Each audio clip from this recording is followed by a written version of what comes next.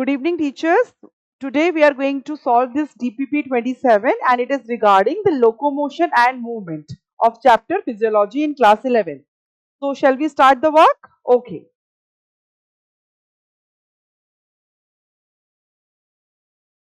This is the first question on your screen and it is two halves of the pelvic girdle articulate ventrally at a fibrocartilaginous joint called. अब इसके लिए हमें क्या करना पड़ेगा? Diagram से इसको समझना पड़ेगा, then you will get the correct answer. कैसे बनाना होगा डायग्राम देखेंगे हम उसको. देखिए, इस तरह से हमें ये डायग्राम समझना है.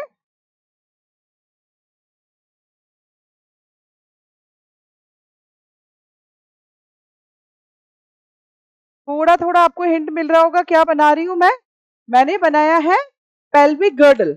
पेल्विक गर्डल के अंदर दो बोन्स होती है, कॉक्सल बोन्स दो होती है, एक इस साइड में होती है और एक इस साइड में होती है, जो कि बनती है by the fusion of ischium, ilium and pubis.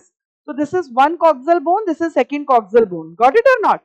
यहाँ वाला जो रीजन है, ये रीजन मैं आपको अच्छे से बता देती हूँ. ये वाला जो रीजन है, यहाँ पर पाया जाता है फाइब्रस कार्टिलेजिनस जॉइंट. क्या पाया जाता है यहाँ पर? यहाँ पर पाया जाता है फाइब्रस कार्टिलेजिनस joint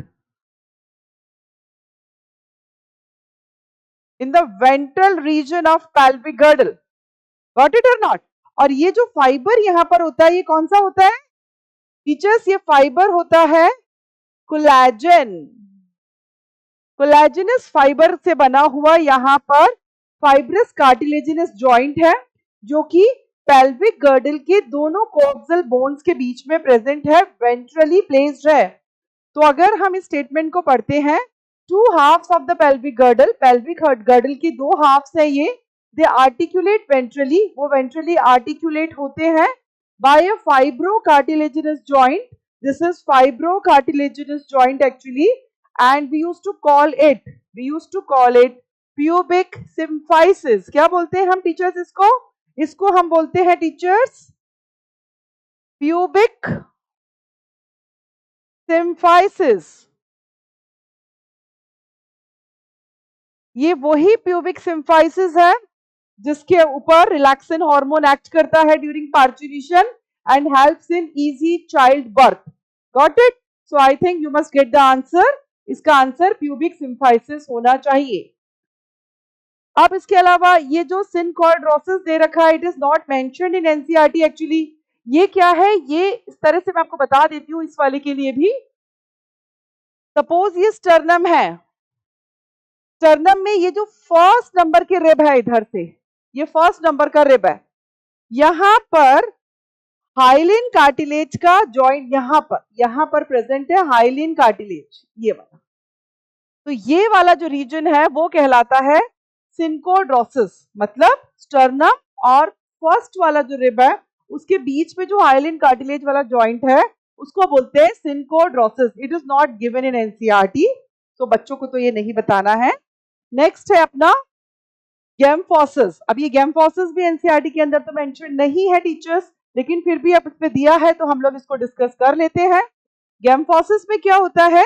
सपोज ये सॉकेट है टीथ का, ये टीथ का सॉकेट है और ये है टीथ. टीथ को तो हम व्हाइट कलर से ही ले लेते हैं. ये टीथ है, इन दोनों के बीच का जो ये जॉइंट है, यस, इन दोनों के बीच का ये वाला जो जॉइंट है इसको बोलते हैं गैम्फोसिस. गॉट इट और नॉट? सो जो सॉकेट बोन है उसके और टीथ के बीच में जो फाइब्रस कार्टिलेजिनस जॉइंट है, फाइब्रस